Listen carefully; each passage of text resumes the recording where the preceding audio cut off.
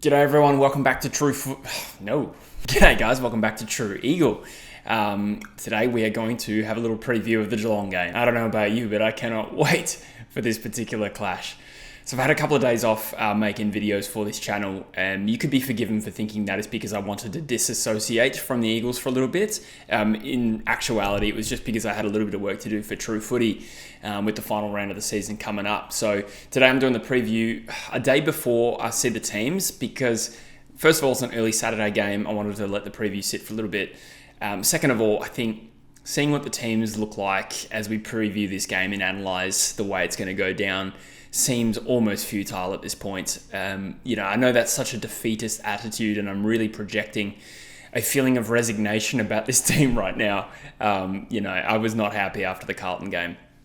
But I also don't think it's hugely important, and I do have some idea of the way we might line up for this game. And it is important which players come in. We want to see certain players get opportunities, and it's an opportunity for someone like a Clay Hall to come back into the team. So we will cover that. I just didn't think it was necessarily critical that I needed to see the final teams before I made this video. So I'll release it a little bit before the teams come out, and then if something crazy happens, I can do another video. So, like I said, my feelings toward West Coast at the moment and in this season is one of resignation. And I kind of think maybe part of that is because I personally thought the Carlton game was the last game I was going to see this year. Had a trip to London that's been pushed back a week, which is good for being able to make content. And it means I probably will be able to stream Geelong West Coast this Saturday morning, 4 a.m. here in the United Kingdom. And so, I think because I didn't expect to see this game is partially why I don't feel super invested in it. But I think also I am still quite bitter with the way we performed on Sunday. It was a really bitter result, and I thought, to be honest, I half expected a little bit more of a bashing in the media. I think we got off light, and I think that's probably just a reflection of how irrelevant we are at the moment, and that's fine. I'm okay with being irrelevant, but I kind of wanted to see us get slaughtered because, as you probably picked up in my review, bitterly disappointing. That is the feeling I have. It's one of bitterness, and normally I walk around the house or walking down the street in England, and I'm starting to think about the next Eagles game and sort of fantasizing about young players playing well. And then this week, it's been one of those weeks where every time the Eagles pop into my head, I immediately think, nope, think about something else. I'm angry. My tone on the Eagles, I think, I don't know how it's been perceived by others. I think I started the year on this channel pretty level-headed and unemotional about the poor start to the season. And I realize that does provide value, or at least to some. I think others want to see me fire up, for sure, fair enough. But I think, with this channel and the value I want to create for you guys is to be able to provide that level-headed analysis. But forgive me, I'm only human. And the last, 10 weeks, save for a couple of great games there, have tested me. They've tested me. And I don't have kids, but I compare this feeling to what it must be like to have a teenage kid that is an absolute dickhead and pisses you off for a period of time, but you still love them. That's the way I feel about the Eagles this week. I'm bitterly disappointed. And right before I started recording this, I saw some footage of the Carlton game. I don't know if you guys have seen it. I don't know if I can grab the footage because it's from Reddit, but there's a play where I think it's Cripps, Darling, and Ryan basically just completely give up on a ball, and the worst offender in it is Jamie Cripps. And so that really annoyed me. I can understand why, a young team, and it is a relatively young team. It was certainly a lot of young players in that team, aside from the fact that the three players I just mentioned are premiership veterans. But I can understand, traveling and, an emotional couple of weeks with late wins, comeback wins, would result in us maybe, dropping the bundle in a game. But I just don't think this team has performed well enough to justify coasting in that game from pretty much 5 minutes into the first quarter. I think when we keep the first couple of goals. Anyway, I'm now ranting about the Carlton game again when I should be talking about this Geelong game. But I am trying to flip my mindset a little bit and appreciate the fact that we are going to see the Eagles one more time this year. And then it's going to be a long off season. That's the downside of the AFL. It's got the longest off season of any sport. And I'm excited for the next phase, but I know that very soon I'll be fantasizing about round one next year. So trying to get myself in a place where I'm looking forward to this game. Because the other elephant in the room here that I haven't even touched on in this video, despite all the bitterness in this rant, is the fact that we're playing Geelong and GMHBA. And what a stinker of a final fixture to cap off what is ultimately been, I think, a disappointing season. And I will do a season review probably next week. But this is not a happy hunting ground for us. We do have these bogey sides at bogey grounds. The other major one that might have eclipsed this Geelong thing as number one is probably Sydney, particularly at the SCG for obvious reasons. But Geelong down at GMHBA, not only do we not win there, it doesn't matter what the ladder says, we will get annihilated. And I think the biggest reminder of this came in 2021 when, I think we started that game, probably not as favourites, but I distinctly remember previewing the game on True Footy. And actually, to be fair, I did say that West Coast would lose no matter what. But I do remember saying as well, West Coast had played a lot better to Geelong at that current point of the season. We lost that game by something like 91 points. It might have even been like 97. So, yes. Last time we met, we played them in gather round of last year. Relatively okay performance. We only lost by 47 points. And that was like a fortnight after that demolition derby where we lost all our players. So, at Adelaide Oval, we played okay. It wasn't at GMHBA. The last time we played there, 2022, we lost by 85 points. And again, 2022 was a bit of a shit show with our injuries. So again, 85 points, like that's, for the standard that this club has set over the last couple of years, that's actually kind of getting off a little bit light. Either way, we have a tough task here, and it doesn't help that Geelong are playing for percentage as well. So as I look at it, I think they're like 3% behind the Giants and a game, and the Power are 7% ahead. So if either of those teams lose, Geelong have an opportunity to go ahead on percentage, which just is great. That's just great because it suggests that they won't necessarily let off if there is, an opportunity for them to get into the top two. And I think our game is before either of their games off the top of my head, which means that they won't know what they need to do to win this game. As for the Cats, again, probably not necessarily worth a massive deep dive into what they're doing well. I think we know which way this game is likely to go.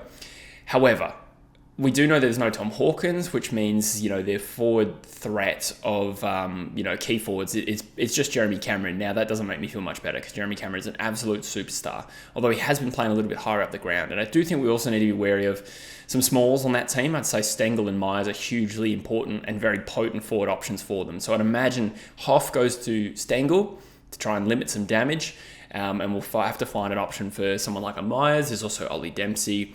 And another big threat is Max Holmes off halfback. Now, they have winners all over the field. So those are the main ones I've pointed out. And of course, Patrick Dangerfield has been a hugely important cog for them this year. So those are all the reasons why we might get slaughtered. I did have a quick look at stats, which I just found interesting. It can be indicative of how a game's going to go. Again, we seem to be allergic to this ground, so I don't know how much it's worth. But let's have a look anyway. So I did notice that in the last 5 weeks, the Cats are below AFL average for contested ball, and they're ranked 18th in the league for uncontested ball. And as I say every week, uncontested ball is usually where we get slaughtered, so that kind of bodes well. They are top 4 for hardball get, so I don't know, in terms of the definition, what is the difference between a hardball get and a contested possession?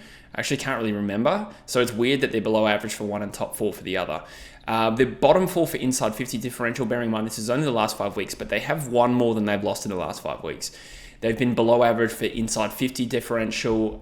Interestingly, where Geelong has gotten a lot better lately is their clearance and midfield game. So this was kind of where they're weak on paper, in my opinion. Despite being bottom 6 for the course of the year in terms of clearances, they are 5th in the league in the last 5 weeks for clearances. They're also top 4 for scores from stoppage, which is interesting when you look at the makeup of their team. And I do wonder how much of this fluctuates around the availability of Patrick Dangerfield.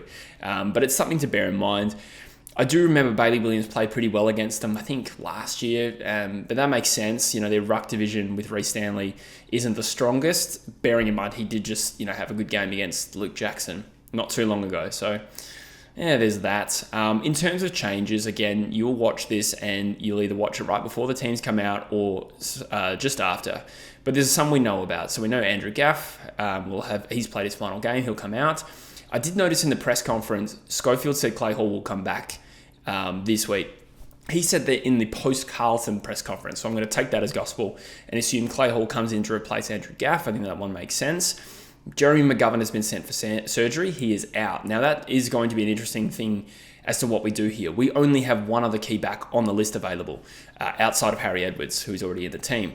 That's Rhett Bazzo. Now, Rhett Bazzo, had a long injury layoff, but he's probably played about a month in the waffle now, and he could be an option. I feel like the last time we went in with Harry Edwards and Rhett Bazzo alone was the Hawthorn Tasmania game. I'm not sure if that was the last time that happened, but I do remember that was the backline that we had, and we lost that game by 20 goals.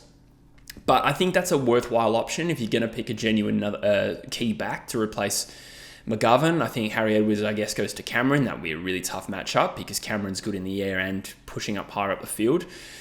So does Bazzo come in? We have literally no one else. McGovern's out.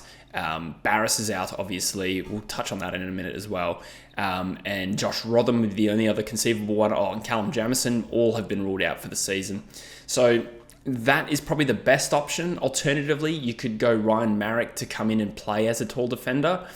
That is kind of another positional change for him. He hasn't really played in the D50 at all this year. So I'd probably go Bazzo for McGovern.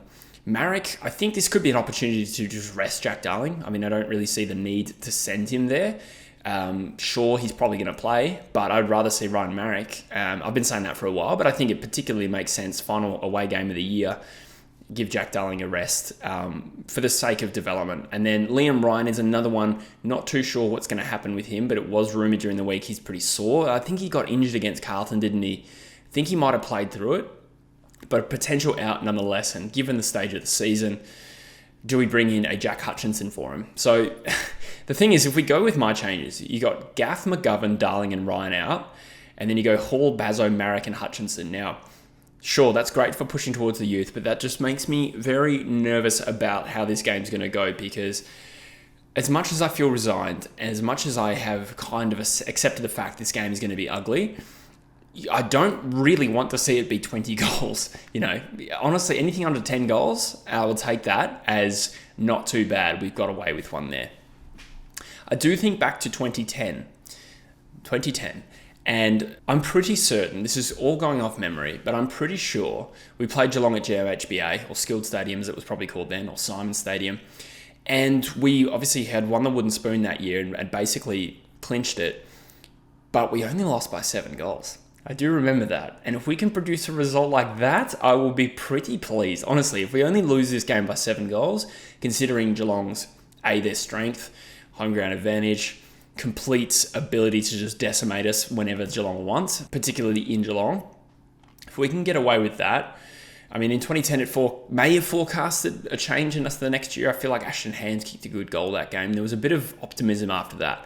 If we can produce something like that gives us something to look forward to next year, then that's something, I suppose. But any realistic hope of winning this game, that's a bit of a contradiction in itself. There is no realistic hope of winning this game. Forgive me, I think I would have said that regardless of what happened against Carlton, but naturally want us to play well. Before I finish up, I will talk a little bit about Tom Barass. So he's been ruled out this week, officially on the injury report. Concussion, back and hamstring issues. So there has been a little bit of buzz that we may be hiding him, or at least he's refusing to play, whatever you want to make of that. I don't know if that's true. Maybe he has decided he doesn't want to play now that we've pretty much committed to trading him, or at least I'm sort of extrapolating from incomplete data there. Maybe that's happened. I guess my little concern here is I just hope that while I think trading him is probably the right move for where we're at the moment, I really like to think we haven't soured that relationship and he doesn't walk away to Hawthorn feeling bitter. It's entirely possible because my read on the situation is that TB hasn't really wanted to leave us. He's pushed for more money and he wants to stay a West Coast Eagle, and we have more or less changed our tune. Partially that's because we've changed list managers, there's new staff there.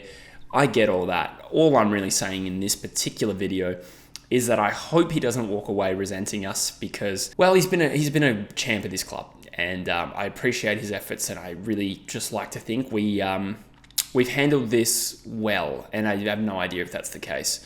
I still think we've probably made the right decision, if we've made the decision at all, to trade him.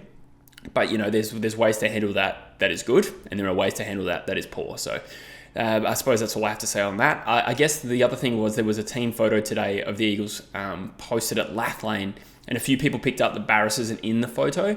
I read elsewhere as well, someone pointed out the entire rehab group is not in there, so that could be what it is.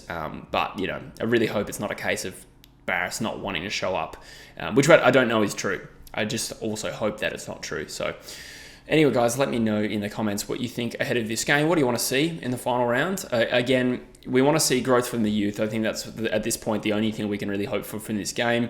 We do need to be mindful that if we just flood the team with youth this week, despite the changes that I forecasted, it may be tough to see good signs from these young guys. But hopefully we just get something out of it. We enjoy the last Eagles game of the year. Hopefully the boys give us something to be somewhat proud of. They fell well and truly short against Carlton, and I am really annoyed by that, and I feel bitter. So that'll do for now. Let me know in the comments what you're thinking, and I'll see you in the next one. Cheers.